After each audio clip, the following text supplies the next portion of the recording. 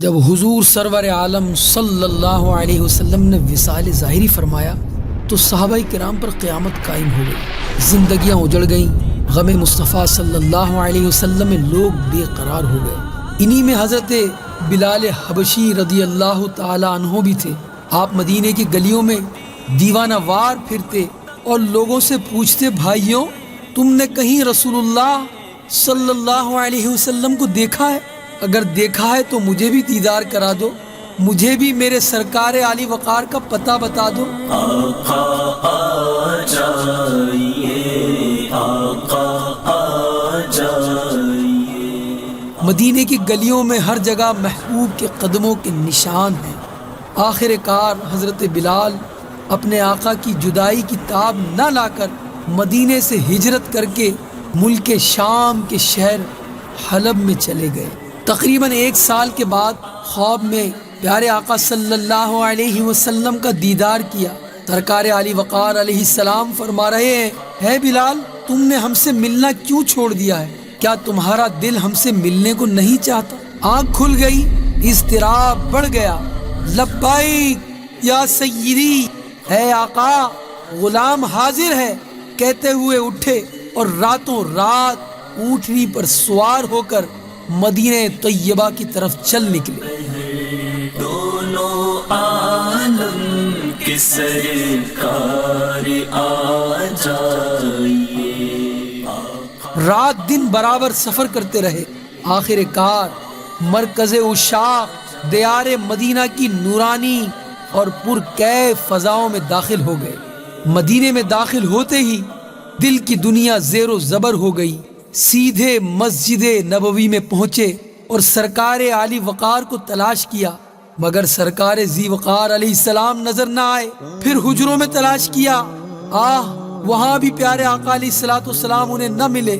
بے قرار ہو کر مزار پر انوار پر حاضر ہو گئے اور روتے روتے عرض کرنے لگے، کہاں ہو یا رسول اللہ، کہاں ہو یا رسول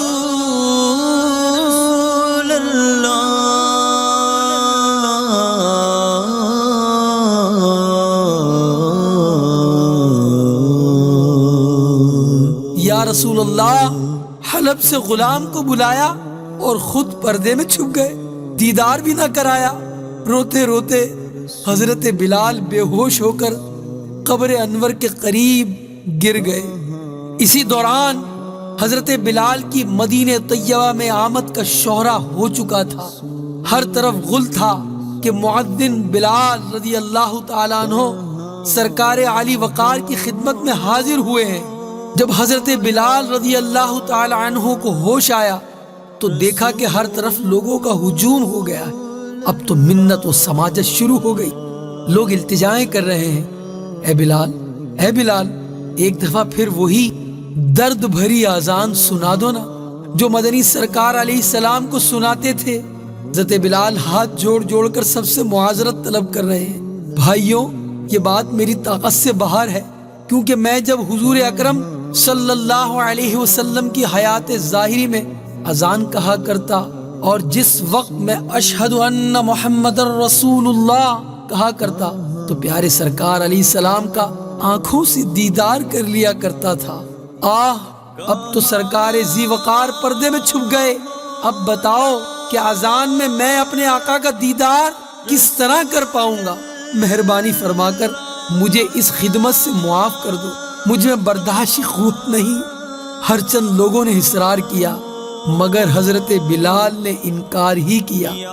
بعض حضرات صحابہ کرام نے رائے دی کہ کسی صورت سے حسنین کریمین کو بلایا جائے، اگر آقا کے شہزادے بلال سے اذان کی فرمائش کریں گے نا تو حضرت بلال ضرور مان جائیں گے، کیونکہ حضور علیہ السلام کے اہل بیت سے حضرت بلال کو بے حد محبت ہے۔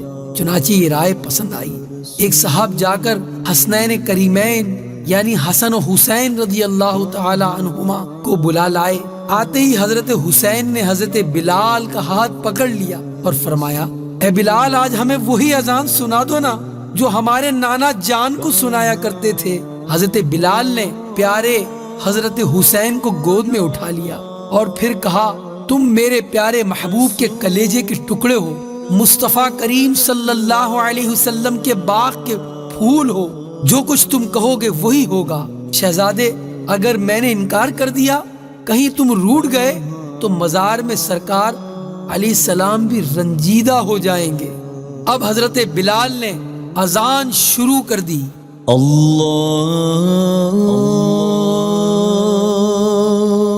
اکبر اللہ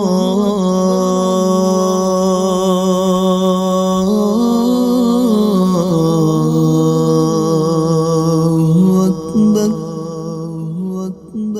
مدینے کی فضاؤں میں جب حضرت بلال کی پرسوز آواز گونجی تو اہل مدینہ کے دل ہل گئے۔ مہینوں کے بعد حضرت بلال کی آواز سن کر لوگوں کی نگاہوں کے سامنے سرکار عبد قرار صلی اللہ علیہ وسلم کی دنیاوی حیات کا سما بن گیا۔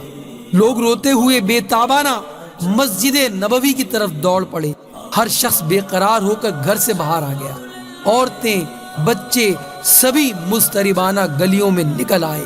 لوگ غم مصطفیٰ علیہ السلام میں نڈھال ہو رہے تھے، ہچکیاں لے لے کر رو رہے تھے۔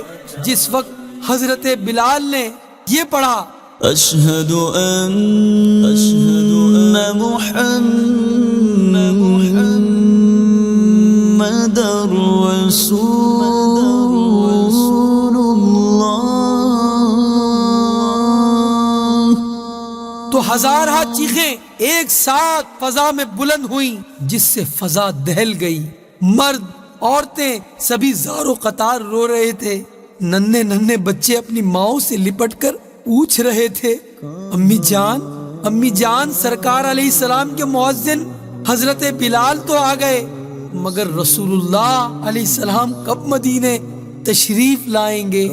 حضرت بلال نے جب اشہد ان محمد رسول اللہ کہا تو بے ساختہ نظر منبر رسول کی طرف اٹھی۔ منبر خالی تھا۔ مصطفیٰ علیہ السلام کا دیدار حضرت بلال نہ کر پائے، ہجر رسول سے بے قرار ہو گئے اور غم مصطفیٰ کی تاب نہ لا سکے، بے ہوش ہو کر گر گئے۔ اور جب بہت دیر کے بعد ہوش آیا، اٹھے اور روتے ہوئے پھر ملک شام کی طرف روانہ ہو گئے۔